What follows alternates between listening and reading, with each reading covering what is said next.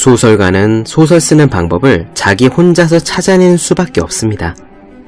이 말에서 소설가라는 말 대신에 음악가나 화가, 수학자나 건축가를 넣어보십시오. 모두 딱 들어맞습니다. 일본 소설가 다카하시 게니치로의 말입니다. 다카하시 게니치로는 일본의 괴짜 소설가입니다. 고등학교 때부터 소설과 평론, 희곡을 발표하던 문학 청년이었지만 대학 시절에 극심한 실어증을 겪었답니다. 그리고 10년간 실어증과 싸우며 공장 노동자로 살다가 실어증 재활 훈련 프로그램에 들어가 다시 연필을 잡았습니다. 글쓰기를 통해서 병을 극복한 그는 군조 신인상 등을 휩쓸면서 일본 현대 문학의 총화로 우뚝 섰대요. 그는 이런 의문을 품었습니다. 왜 소설 쓰는 법 같은 책을 읽고 좋은 소설가가 된 사람은 없을까? 게니치로가 찾아낸 답은 이렇습니다. 우선 소설이 뭔지 잘 모르는 사람들이 소설 쓰는 법이라는 책을 썼기 때문에, 아니면 소설이 뭔지는 알지만 제대로 가르치지 못하는 사람들이기 때문에, 혹은 소설가는 원래 소설 쓰는 법을 자기 스스로 찾아내야 하는 것이기 때문에. 자, 이 세 가지 말에 소설 대신 공부라는 말을 넣어도 모두 딱 들어맞습니다. 공부 방법은 원래 자기 스스로 찾아내는 겁니다. 책상 위에 올려놓기만 해도 공부하고 싶어지는 1일1 공부 자극 365 혼공 캘린더, 괴짜 소설가 공부하는 방법을 말하다의 한 대목으로 시작합니다.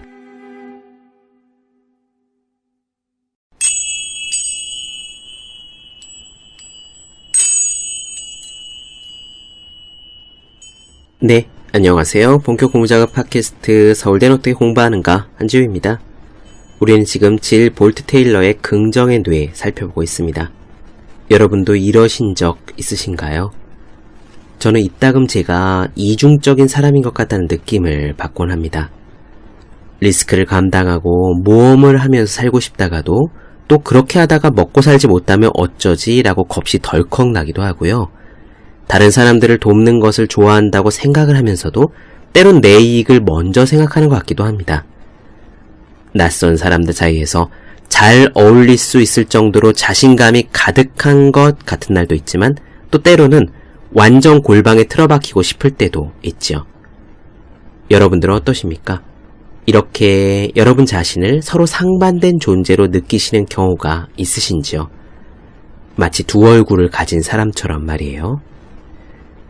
이런 느낌을 받을 때면 내가 누군지 알 수 없다, 나를 믿을 수 없겠다, 혹은 내가 그다지 좋은 사람은 아닌가 보다 하고 약간 자책적인 감정이 뒤따라오기도 해요. 그런데 뇌졸중에서 회복된 우리의 테일러는 이렇게 말합니다. 그런 이중적인 감정이 드는 것이 당연한 거라고요. 비유를 해봅시다.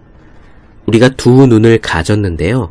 한쪽 눈으로는 색깔을 보고 다른 눈으로는 모양, 윤곽만 본다고 쳐봐요. 물론 실제로는 안 그렇죠. 우리의 두 눈이 모두 이상 없이 작동할 때는 눈의 작용이 어떤 건지 모릅니다. 그런데 어쩌다가 눈에 이상이 생겨 한쪽 눈을 못 쓰게 된다면 그제서야 이쪽 눈은 색깔만 보는구나, 이쪽 눈은 윤곽만 보는 눈이구나 라고 원리를 알 수 있게 되죠. 테일러의 경우가 바로 그런 겁니다. 좌뇌가 멈추고 우뇌만 작동하자 지금까지 어떤 부분이 혹은 어떤 자신의 성격이 좌뇌와 연관되었던 것인지 알 수 있게 된 거예요. 그리고 다시 좌뇌를 점점 회복해 가면서 우뇌와 좌뇌가 서로 다른 기능이자 강점을 가지고 있다는 걸 말 그대로 체험합니다. 좀 전에 말씀드린 느낌, 우리가 서로 다른 두 얼굴을 가진 이중적인 사람이라는 느낌을 받는 것은 바로 양뇌의 작동 방식이 다르기 때문입니다. 예컨대 우뇌가 연결을 좋아한다면 좌뇌는 독립을 좋아하는 식이죠.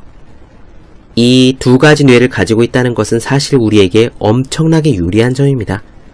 마치 부부가 있는데 둘 다 지극히 계산적이고 이해 타산적인 사람이라면 가족 전체가 좀 팍팍해질 것이고요.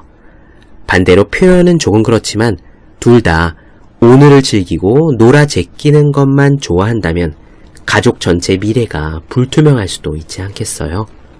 서로 다른 성격이 합쳐져 결국 가족 전체를 보다 나은 방향으로 이끌어가는 것이죠. 물론 그 과정에서 투닥투닥 다툼은 있겠지만 말입니다. 오늘은 우뇌와 좌뇌에 대한 이야기 나눠드리겠습니다. 여러분들의 뇌를 이해하시는데 또 여러분들이 평상시 드는 생각들을 이해하시는데 도움이 될 겁니다. 다시 한번 말씀드리지만 우리의 성격이나 사람됨에 마음에 들지 않는 부분이 있다면 그것은 우리 존재 자체에 결함이 있는 것이 아니라 다만 우리 뇌의 회로가 그렇게 된 것 뿐입니다. 그럼 오늘의 이야기 시작하겠습니다.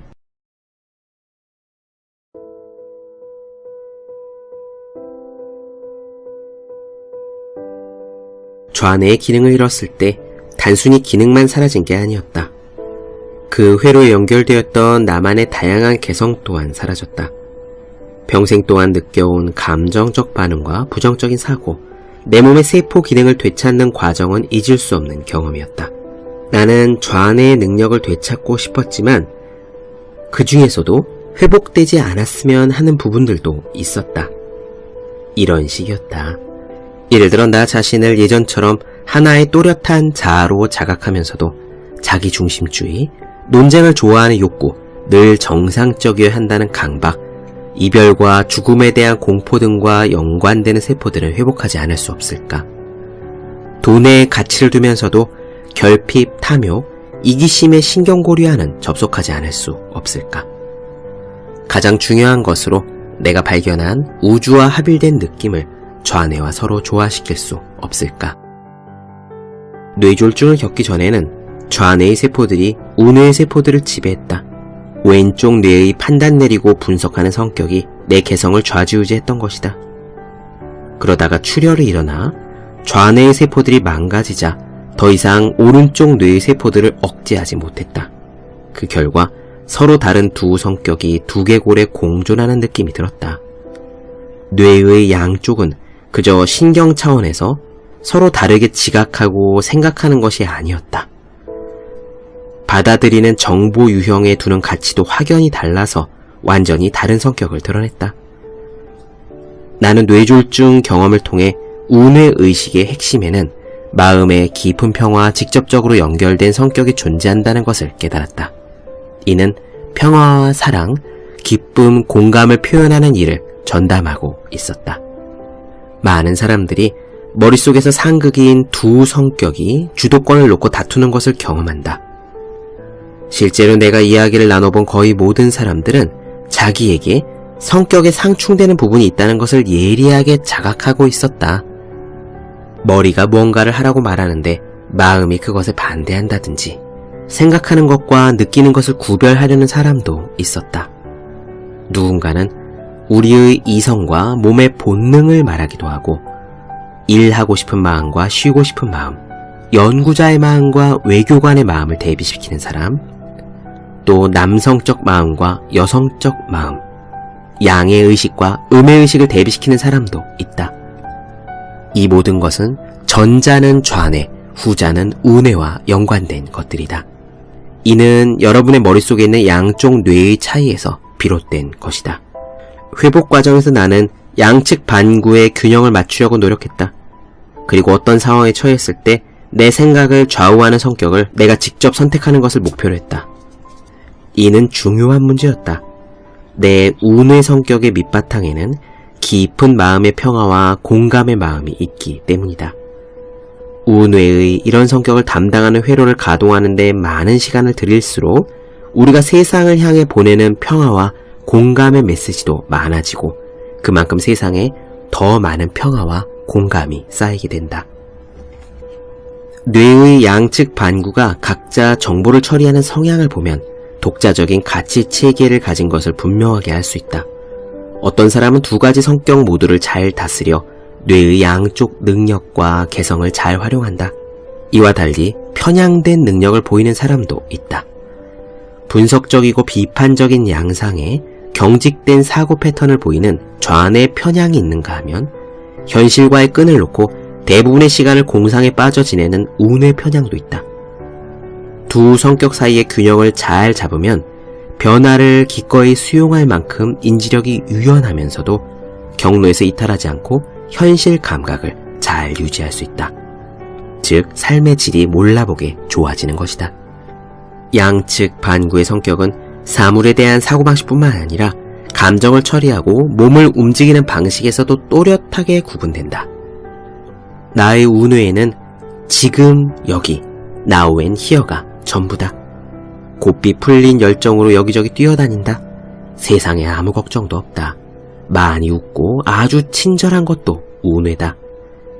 이와 달리 좌뇌는 세세한 면에 집착하고 삶을 꽉 짜인 스케줄에 따라 운영한다. 나의 진지한 면을 맡고 있다. 과거에 배운 것을 바탕으로 판단을 내린다. 경계를 짓고 모든 것을 옳거나 그른 것, 좋거나 나쁜 것으로 판단한다.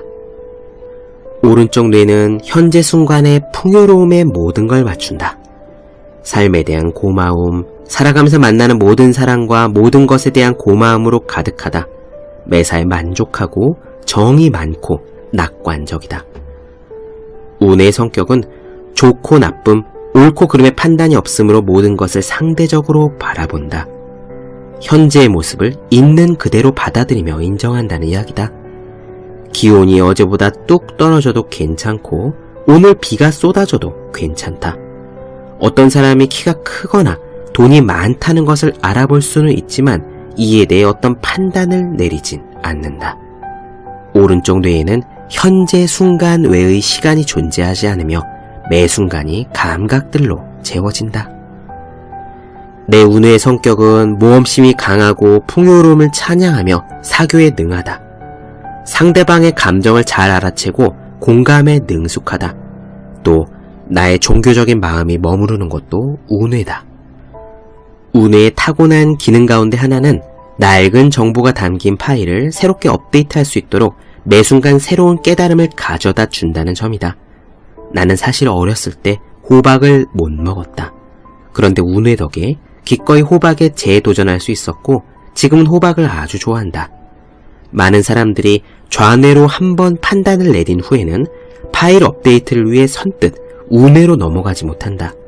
그래서 판단을 한번 내리고 나면 그 결정을 끝까지 고집하는 사람이 많다. 내가 깨닫기로 지배욕이 강한 좌뇌가 가장 싫어하는 일은 공간이 한정되어 있는 머릿속의 역량을 개방적인 우뇌와 공유해야 한다는 것이다. 이렇게 우뇌가 개방적이고 열정적인 것을 칭송하긴 했지만 사실 좌뇌 능력도 놀랍기는 마찬가지다. 회복에 걸린 10년 동안 내가 심혈을 기울여 재건하는 것은 좌뇌의 능력이었다. 정보 조직 능력에 관한 한 좌뇌보다 뛰어난 도구는 세상에 없을 것이다. 모든 것을 카테고리화하고 조직하고 설명하고 날카롭게 분석할 줄 아는 능력은 엄청나다. 찬찬히 생각하고 계산하는 일에도 능하다. 완벽주의자이며 집안이나 회사를 책임지는 놀라운 관리인이다. 왼쪽 뇌의 좌우명은 이렇다. 모든 것은 그에 꼭 맞는 자리가 있고 모든 것은 제자리에 있어야 한다. 요컨대 오른쪽 뇌가 인간적인 사랑을 높이 산다면 왼쪽 뇌는 재정 능력과 경제에 관심이 많다. 왼쪽 뇌는 특히 패턴 파악을 잘한다. 그래서 다량의 정보를 재빨리 처리할 수 있다. 외부 세계에서 벌어지는 경험을 따라잡기 위해 놀라우리만치 빠른 속도로 정보를 처리하는 것이다. 이에 비하면 오른쪽 뇌의 처리 속도는 괭이질에 가깝다. 오른쪽 뇌가 게을러질 수 있다면 왼쪽 뇌는 지나치게 들뜰 수 있다. 내가 회복하지 않으려고 노력했던 왼쪽 뇌의 부위가 있다. 비열하게 굴고 끊임없이 걱정하고 나 자신이나 남들에게 막말을 하는 경향이 있는 좌뇌의 성격이었다. 이 부위는 나를 지독한 패배자로 만들고 복수심을 품게 하고 거짓말을 만들어낸다. 이런 성격을 되살리면 새롭게 찾은 운뇌의 순수함을 위협할 것이 분명했다. 그래서 나는 이런 나쁜 회로들을 그냥 내버려 둔 채 좌뇌의 다른 자아 중추를 회복하려고 의식적으로 많은 노력을 기울였다.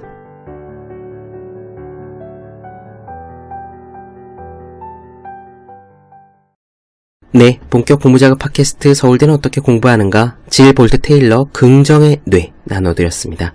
더 많은 이야기가 궁금하신 분들, 질문사항 있으신 분들은 제 네이버 블로그 생의 즐거운 편지, 다음 카카오 브런치 한지호의 브런치, 인스타그램에서 해시태그 서울대는 어떻게 공부하는가, 유튜브에서 서울대는 어떻게 공부하는가 검색해 주시면 좋겠습니다.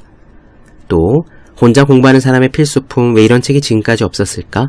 학생, 수험생, 취준생, 직장인 등 공부하는 모든 분들을 위해 혼자 공부하는 방법을 설명한 혼자 하는 공부의 정석, 그리고 책상에 놓기만 해도 공부하고 싶어지는 1일 1 공부자 캘린더 365 홍콩 캘린더를 아직 읽지 않으셨다면 꼭 읽어보셨으면 합니다. 분명 도움이 되실 겁니다. 네, 오늘 여기까지 할게요. 전 다음 시간에 뵙겠습니다. 여러분 모두 열심히 공부하십시오. 저도 열심히 하겠습니다.